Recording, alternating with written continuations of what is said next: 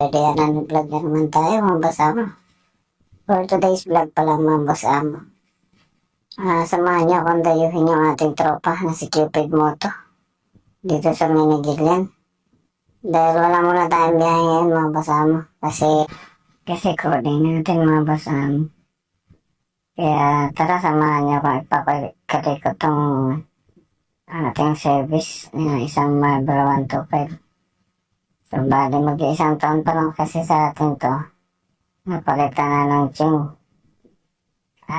Full set ng chain guide. Kaso, ganun pa rin, maingay pa rin.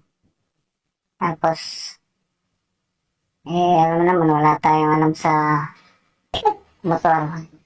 Siga lang tayo, sigamit. Buti may mga tropa tayo na marunong sa motor. Kaya tara, samahan niyo akong dalhin yung ating idol. So sa mga naka-Rosy Flash pala, marami rin pala siyang DIY sa mga naka-Rosy Flash dyan. So follow niyo rin yung kanyang page para sa mga do-it-yourself, para sa inyong mga Rosy Flash. So tara mga basama. So ang daan pala natin is dito na sa may Pogo.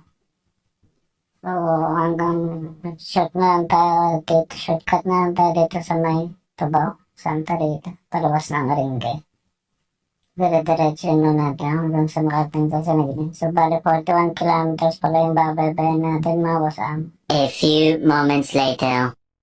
So, ayan mga basam, finally, nakarating na tayo ng Nagilin. Abangan na lang natin yung tropa natin. Kasi dito na pala kami sa may Nagilian Plaza Magnanig. So, antayin na lang natin sila. So, that's it mga basama. So, abangan nyo na lang yung aming update about dito sa ating Marlboro 125 at yung pagbubuting-ting namin dito sa kanyang page. So, salamat sa panonood. Peace out.